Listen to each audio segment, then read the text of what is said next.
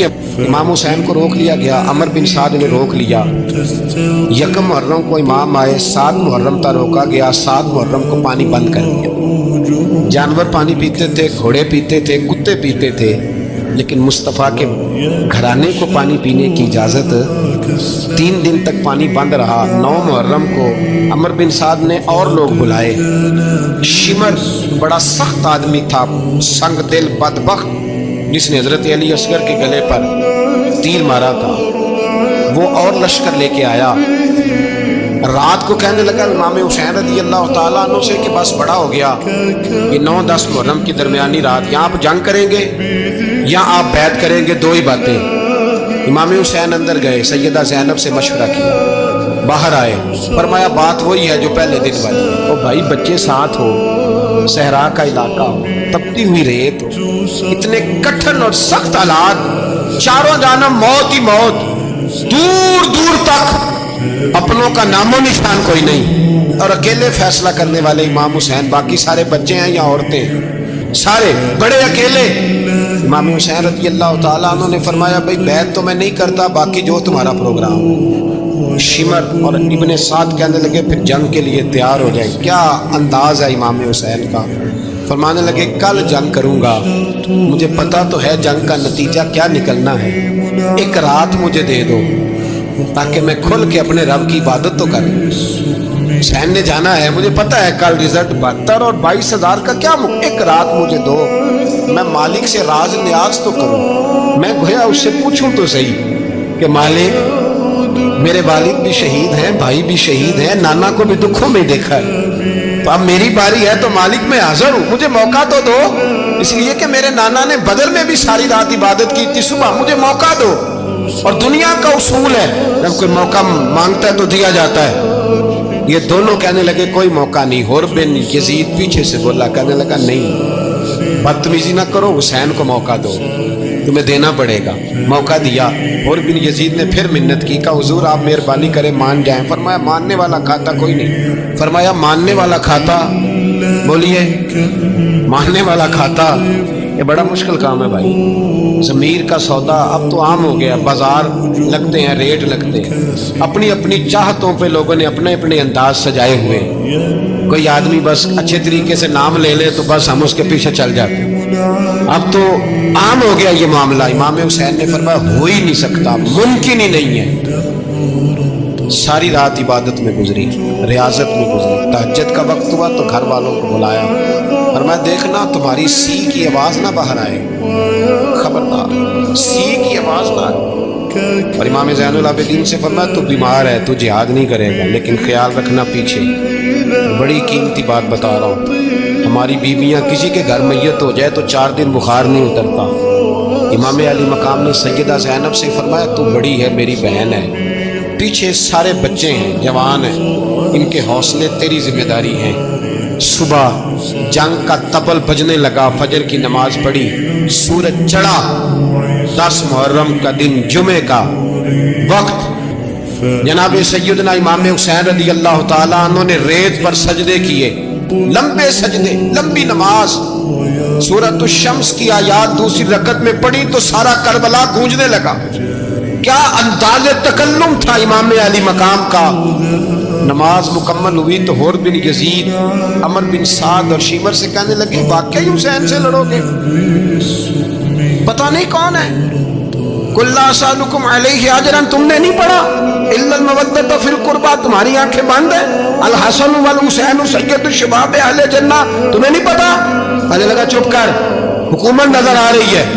और बिन यजीद कहने लगे फिर मेरा भी फैसला सुनो, मुझे हुकूमत नहीं चाहिए, मुझे जन्नत चाहिए, हुकूमत नहीं चाहिए। इमाम हुसैन की पहली फतह देखें, और बिन यजीद एड़ी लगा के ना यजीद के लश्कर से निकल के इमाम हुसैन के लश्कर में शामिल हो गए। और पहला शख्स जिसने इमाम हुसैन को रोका, इमाम हुसैन के नाम पर पहला सर भी इसी शख्स ने कटाया है। लेकिन यजीद की कब्र पे लानत भी कोई नहीं बरसाता, उसका महल था बहुत बड़ा, लेकिन जब लोग करबला में इमाम हुसैन को सलाम करने जाते हैं तो कदमों में हुर बिन यजीद का मज़ार भी बना हुआ, उसको भी सलामी दी जाती है। और अब हम अकेला हुर बिन यजीद नहीं कहते, हम कहते हैं हुर बिन यजीद रज़ी अल्लाह तआला। اب ہم اتنی تعظیم کرتے ہیں اس ہور کی. جناب امام حسین کو میدان میں کھڑا کیا گیا, جہاد کا طبل بجا, پہلے خدام آئے.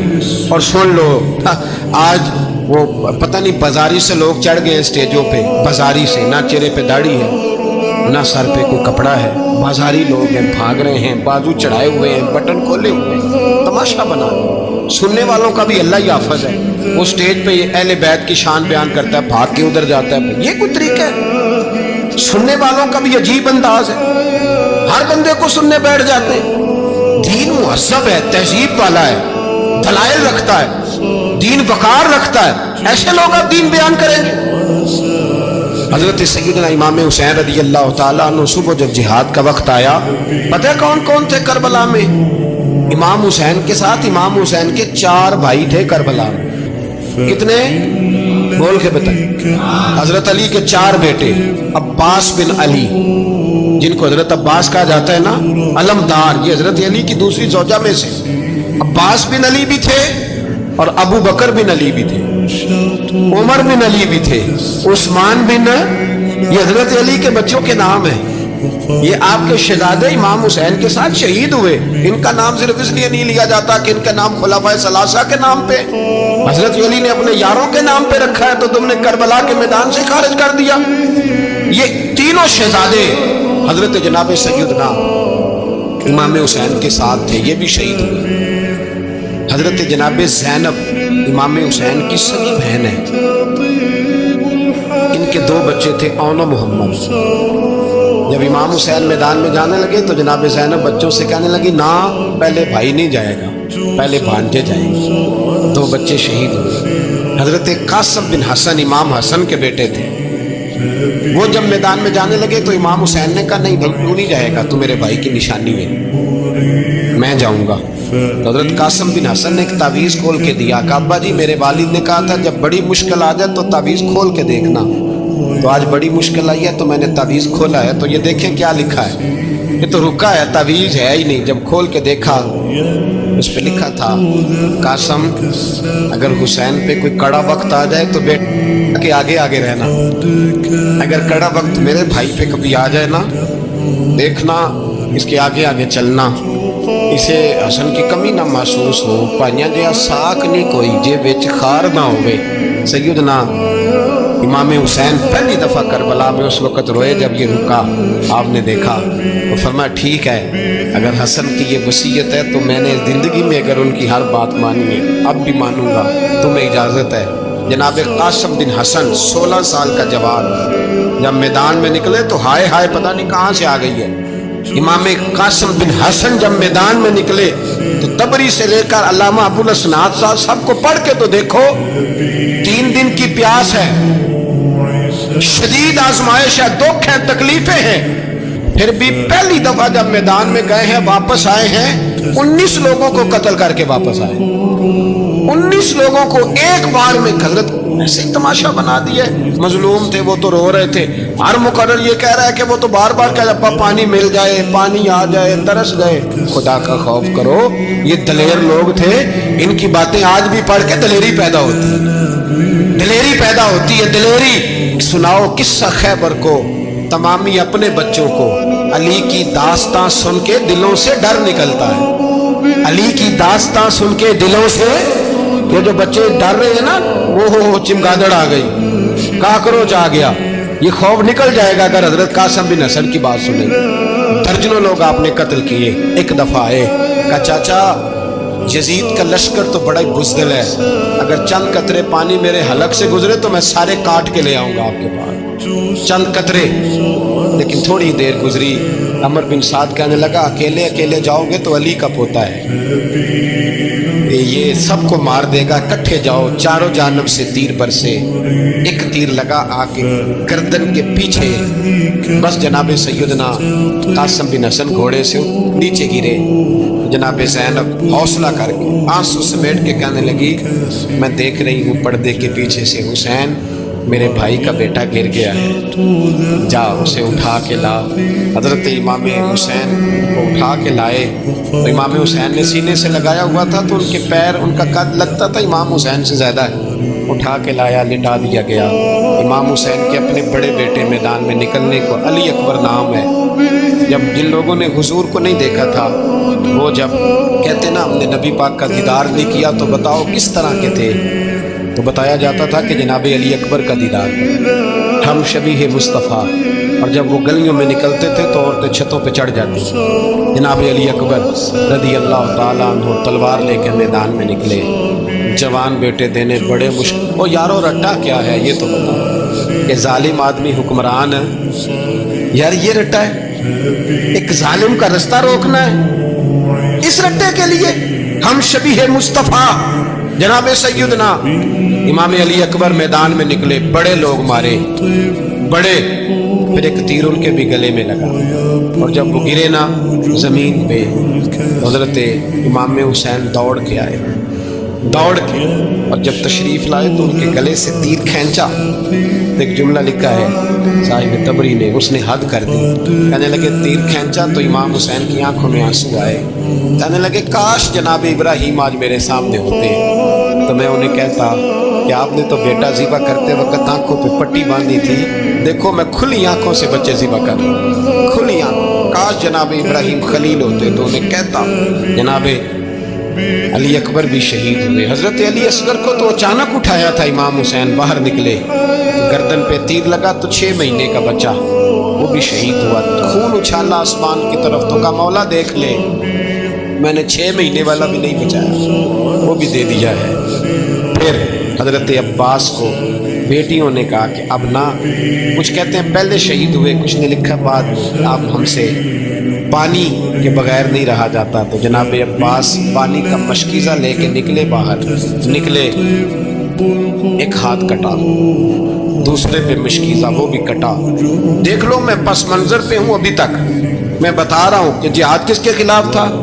ظالم حکمران کے خلاف، ظالم کافر کے خلاف نہیں، مشرک کے خلاف نہیں۔ حضرت امام حسین رضی اللہ تعالیٰ عنہ نے ہر جگہ ایک ہی بات کی کہ یزید شرابی ہے تو بچے کٹوا دوں گا، شرابی کو ووٹ، یہ ایک نہیں، ہر کتاب میں یہ لکھا، ہر کتاب میں، اور ہر مسلک کی کتاب، یزید چونکہ مجرے دیکھتا ہے، رنڈیوں کا ناچ دیکھتا ہے، بچے کٹوا دوں گا، اس کے ہاتھ میں ہاتھ۔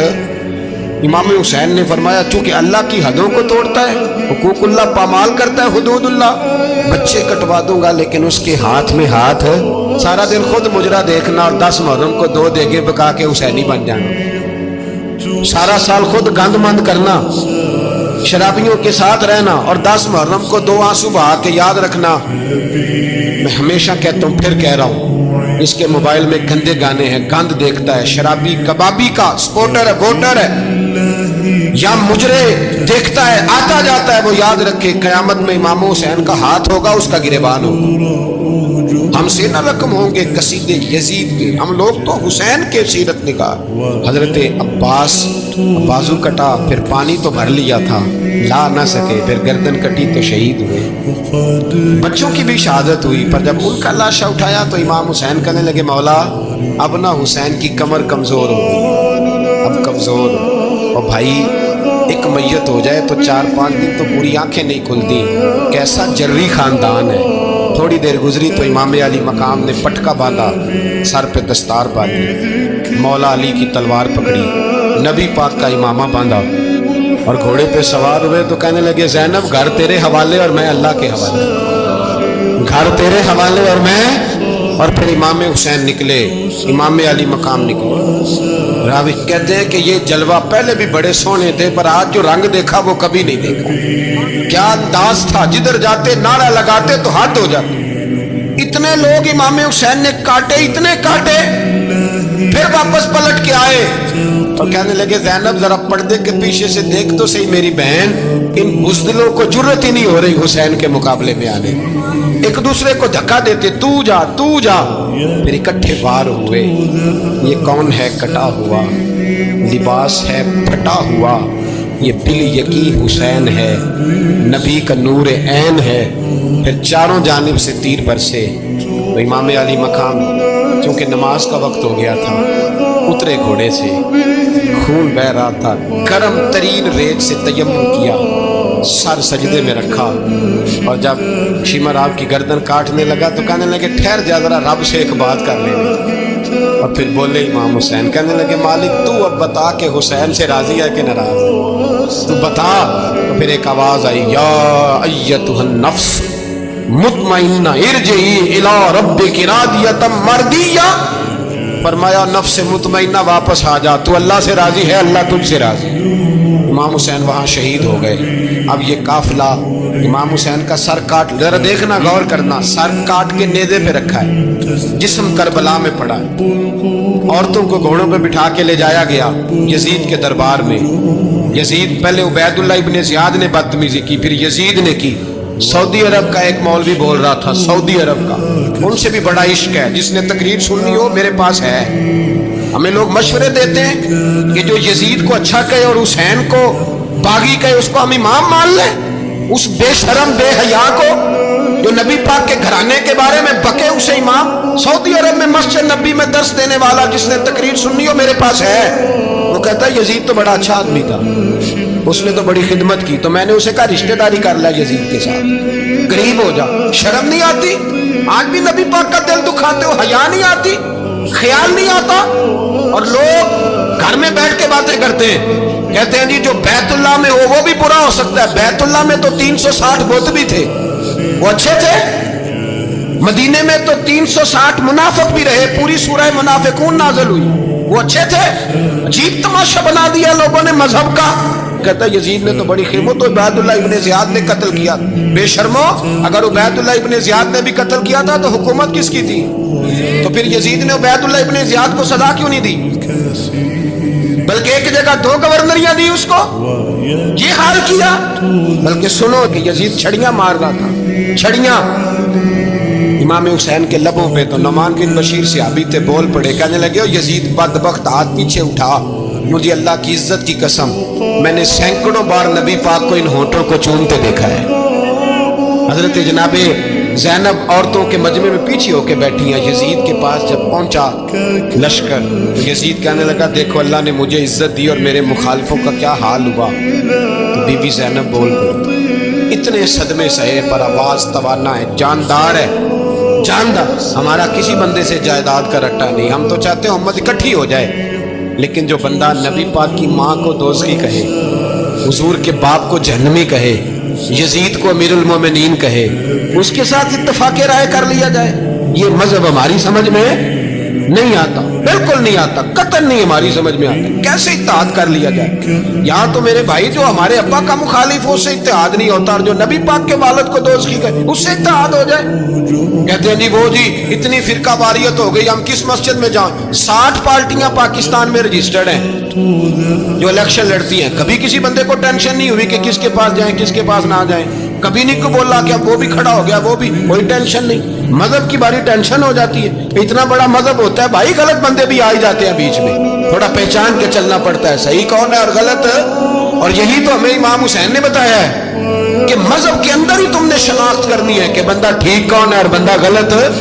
یہی تو کربلا ہے، یہی تو امام حسین نے بتایا، کفر اسلام نہیں، حق اور باطل۔ تو سمجھیے گا حضرت سیدہ زینب نے جب سنا نا کہ یہ کہہ رہا ہے کہ مجھے اللہ نے عزت دی، تو جناب زینب بولی، نعمان بن بشیر کہتے ہیں بی بی بولی، اتنے صدمے ہیں، اور جناب زینب بولی اللہ اکبر، اس انداز میں بولی کہ پہلے قرآن مجید کی آیت پڑھی، کہنے لگی وَتُعِزُّ مَن تَشَاءُ وَتُذِلُّ مَن تَشَاءُ بِيَدِكَ الْخَيْرُ إِنَّكَ عَلَىٰ كُلِّ شَيْءٍ قَدِيرٌ۔ اور پھر کہنے لگی یزید تو بکتا ہے، کہتا ہے کہ تو عزت والا ہو گیا، یہ تیری حکومت ہے، 4 دن گزرنے دے، تجھ پہ کوئی لعنت بھی نہیں برسائے گا، اور میرے بھائی کا قیامت تک ممبروں میں اور خطبوں میں ذکر ہوا کرے گا، وقت گزرنے دے۔ جب جناب بی بی زینب بول رہی تھی تو حضور کے ایک نابینا صحابی پاس بیٹھے تھے، جناب نعمان بن بشیر کا ہاتھ ہلایا، ہلا کے کہنے لگے کیا علی آ گئے؟ تو علی کی آواز لگتی ہے، جبریل امی بول رہے ہوں جیسے، حکمت کے گوہر رول رہے ہوں جیسے، دربار دمشق میں بی بی زینب کا خطاب، منبر پہ علی بول رہے ہوں جیسے۔ میرے بھائی بس کربلا والا قافلہ تو مدینے پہنچ گیا، 3 سال یزید نے حکومت کی، شرابیں عام ہو گئی، مکے پہ حملہ ہوا، خانہ کعبہ کا غلاف جلا، مدینے پہ اس نے حملہ کیا، 3 دن مسجد نبوی میں اس نے گھوڑے باندھے، مسجد نبوی میں صحابہ کو نکال کے اپنا اس نے امام مقرر کیا، لیکن پھر امت نے اسے قبول نہ کیا، پھر وہ رسوا ہوا اور آج تک وہ رسوا ہے۔ لیکن امام حسین کا نام کل بھی زندہ تھا اور آج بھی۔ درس یہ ہے، درس یہ ہے، پیغام یہ ہے، پیغام یہ ہے، یاد رکھو موت تیزی سے آ رہی ہے۔ ہمارے ساتھ والے دائیں بائیں والے سب چلے گئے، اسی طرح نمبر لگے گا، ایک دن اعلان ہوگا۔ ضمیر کے قیدی بن کے زندگی نہ گزارو، بالکل نہ گزارو۔ یہ تھوڑی سی زندگی ہے دنیا سجن المومن۔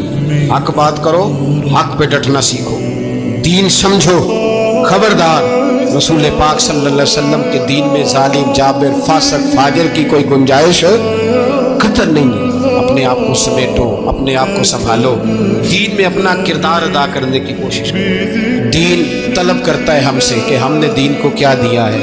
امام حسین نے سارا گھرانہ دین کے لیے دے دیا۔ ہمارا جو بچہ کسی کام کا نہیں رہتا اسے مدرسے داخل کرا۔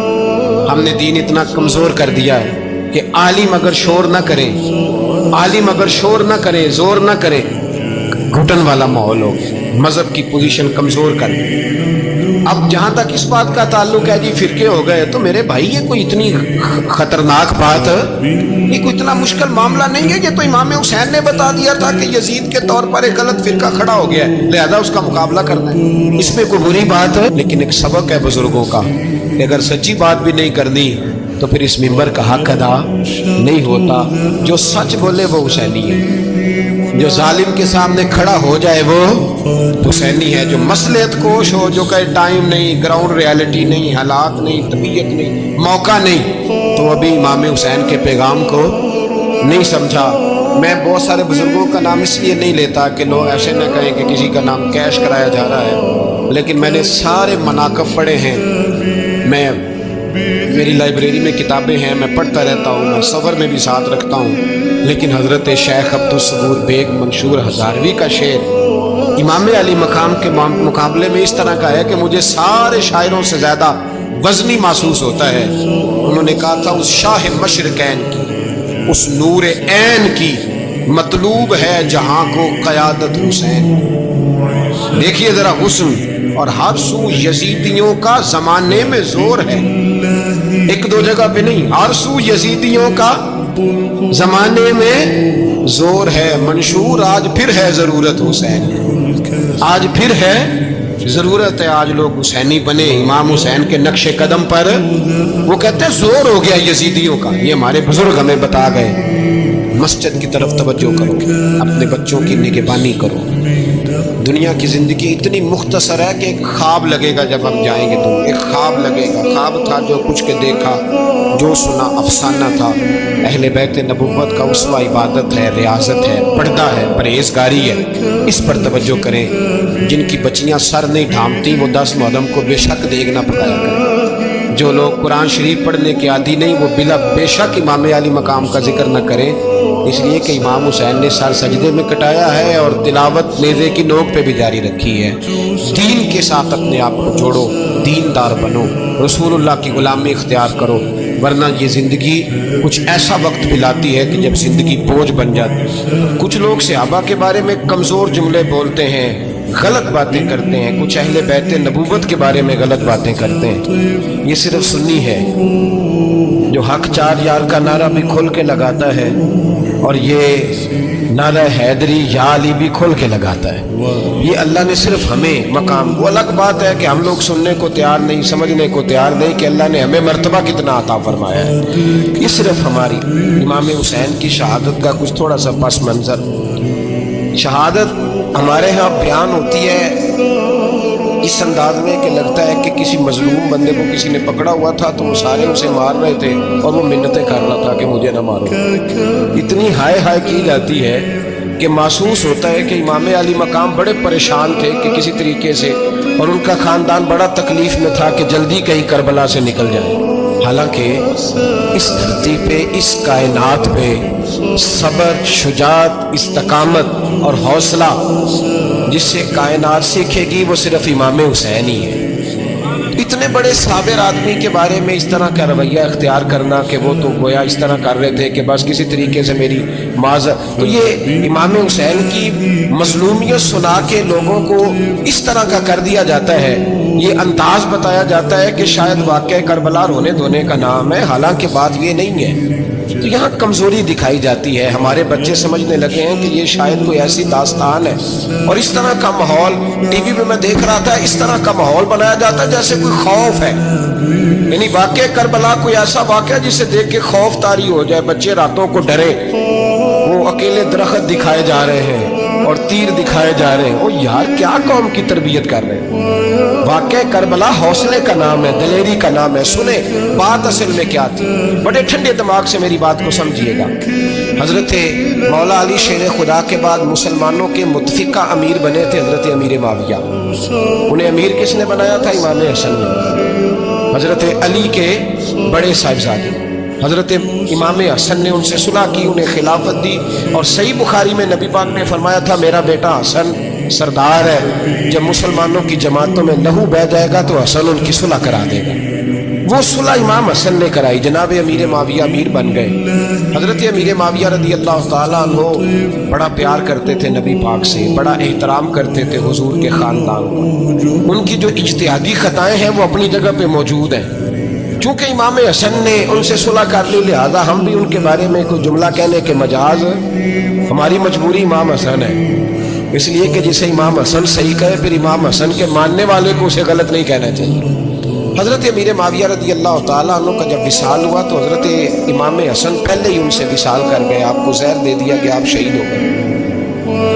امام حسین موجود تھے تو یزید کے بارے میں لوگوں نے کہا جناب امیر معاویہ سے کہ یہ ٹھیک ہے، مناسب ہے اور بہادر ہے، دلیر ہے۔ وہ جو ہوتے ہیں نا خوش آمدی ٹولہ، ہمارے ملک میں جو اچھی خوشامد کرے اسے اچھی وزارت ملتی ہے، اچھی وزارت اسے دیتے ہیں، جو ذرا صحیح بدتمیز بھی ہو اور صحیح وکالت کرنے والا اسے وزارت صحیح دیتے ہیں۔ تو حضرت امیر معاویہ کے گرد بھی کچھ ایسے لوگ تھے، انہوں نے آپ سے کہا کہ یزید کو نامزد کر دیں، تو آپ نے یزید کو بلایا، حوالہ مجھ سے دیکھ لیجئے گا، بلا کے فرمایا کہ 3 بندوں کے سامنے اپنی خلافت پیش کرنا، اگر وہ تجھے مان جائیں تو امیر بن جانا، نہ مانے تو چپ کر کے گھر بیٹھ جانا۔ وہ 3 بندے کون ہیں؟ جناب عبداللہ ابن عباس، حضرت عبداللہ بن زبیر اور امام حسین رضی اللہ تعالیٰ۔ یہ وصیت فرمائی جناب امیر معاویہ۔ ہوا یہ کہ یزید جب امیر بنا نا، 2-3 چیزیں ہوتی ہیں جب کسی بندے کو قابو کرنا ہوتا ہے، 2 3 4 5 چیزیں ایسی ہوتی ہیں جس سے بندہ قابو آتا ہے۔ تو اس نے بھی فوری طور پہ، یزید نے دیکھا میرے لیے مسئلہ کیا بن سکتا ہے۔ ولید بن عتبہ اس وقت مدینے کا گورنر تھا، یزید نے اس کو خط لکھا کہ امیر عرب کا رواج آج بھی ہے کہ جب تک نئے خلیفہ کی بیعت نہیں ہو جاتی پرانے کے انتقال کی خبر ہی نہیں دیتے، اس کو رکھے رکھتے ہیں، یہ ان کا طریقہ ہے۔ وہ کہتے ہیں کہ ولی عہد اچھی طرح قبضہ کر لے پھر بتائیں۔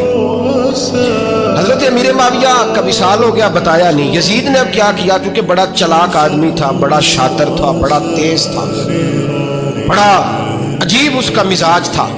یہ چلاک لوگ زندگی میں ہمیشہ دھوکہ کھاتے ہیں، چلاکیاں انسان کو گراتی ہیں اور اتنا منہ چھیل جاتا ہے کہ منہ پہچانا ہی نہیں جاتا۔ بندہ اپنے آپ کو رب رسول کے حوالے کر دے تو اللہ بڑی بہترین جزائیں عطا کرتا ہے۔ یہ لوگ تیزی دکھاتے ہیں بعض، تو یزید بھی تیزی دکھانے والا تھا۔ اس نے ولید کو خط لکھا، کہنے لگا کہ فوری طور پہ عبداللہ ابن عباس کو بلاؤ، ان سے کہو میری بیعت کرے۔ یہ جو بیعت ہوتی تھی نا، یہ بھی سن لے کیا ہوتی تھی، یہ بیعت حلف ہوتا تھا، حلف کہ میں اللہ رسول کے نام پہ حلف دیتا ہوں کہ میں یزید کی اطاعت کروں گا، میں اس کے خلاف کوئی بغاوت نہیں کروں گا۔ یہ بیعت لوگ سمجھتے ہیں کہ بس ہاتھ پکڑنے کا نام بیعت تھا، اس بیعت کا متبادل جمہوری ملکوں کے اندر ووٹ آیا ہے، اس کا متبادل لفظ۔ تو کہا بیعت کرے، حضرت عبداللہ ابن عباس کو بھی بلاؤ، عبداللہ بن زبیر کو بھی بلاؤ، امام حسین کو بھی بلاؤ۔ امام حسین آدھی رات کے وقت بیٹھے تھے مسجد نبوی میں، چونکہ 5 نمازوں کی آپ امامت کرتے تھے۔ ان اللہ خیر کرے جڑا نماز پڑھائے ہو مولوی، جڑا ٹل پائے ہو پیر، جڑا مہینہ نہ نائے چھوٹا پیر، تو جڑا 6 مہینے نہ نائے ہو بڑا پیر۔ کہتے بابا پہنچے ہیں، کڑے چھڑے جو پہن لیے۔ بھائی امام حسین تو نمازیں پڑھاتے تھے، مولا علی تو نمازیں پڑھاتے تھے، مسجد کے خطیب تھے، اب اس کو تو مولوی کہہ دیا جاتا ہے بیچارے کو۔ تو ملنگ کون ہوتا ہے جی؟ کہتے جڑا کپڑے کٹ پائے۔ کیا تماشا ہے، قوم جدھر دل کرتا ہے نکل جاتی ہے۔